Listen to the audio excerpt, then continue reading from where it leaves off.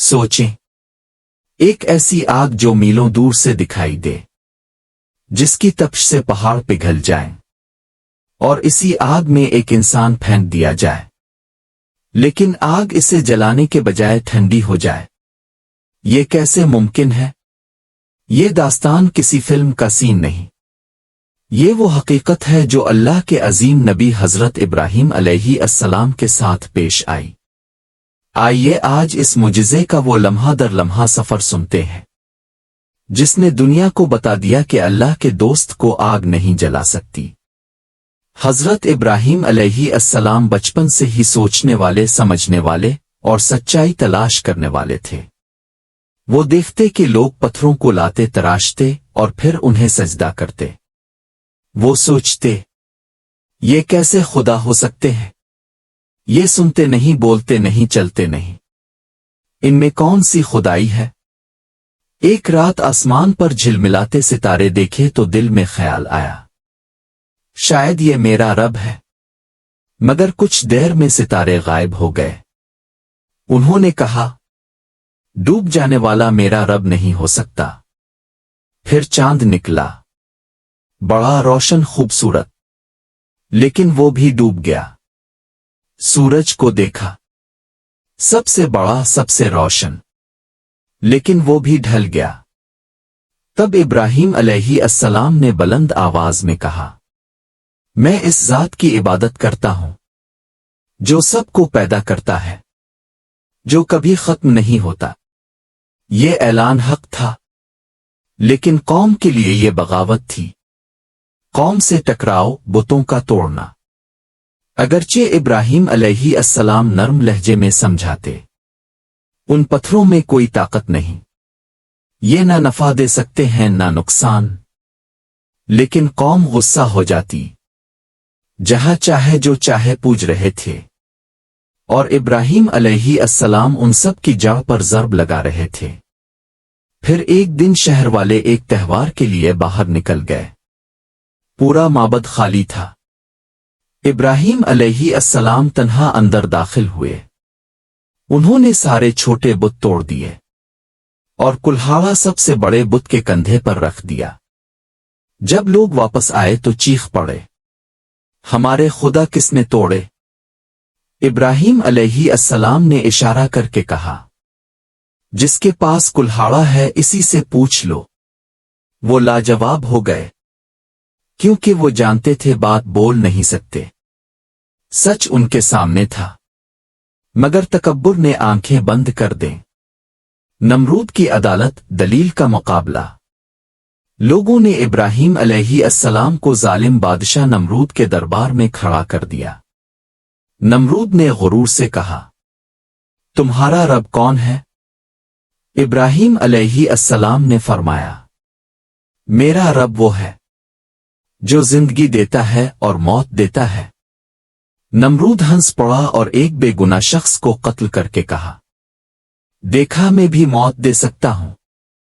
ابراہیم علیہ السلام نے کاملی جواب دیا، اگر ایسا ہے تو میرا رب سورج کو مشرق سے نکالتا ہے، تم اسے مغرب سے نکال کر دکھاؤ۔ نمرود خاموش، دربار خاموش۔ سچ نے سب کو لاجواب کر دیا، لیکن ہدایت نصیب نہ ہو تو دلیل بے اثر رہتی ہے۔ نمرود کا انتقام، دنیا کی سب سے بڑی آگ۔ نمرود نے فیصلہ کر لیا، ابراہیم کو ایسی آگ میں پھینکو کہ لوگ ہمیشہ یاد رکھیں۔ پھر کیا ہوا؟ دنوں تک لوگ جنگلوں سے لکڑیاں لاتے رہے، اتنی لکڑیاں کے پہاڑ بن گئے۔ جب آگ جلائی گئی تو دھواں آسمان سے باتیں کرنے لگا۔ لوگ آگ کے قریب نہیں جا سکتے تھے، گرمی ناقابل برداشت تھی۔ یہ آگ نہیں، ایک سمبولڈ رنگ آتش فشاں تھی۔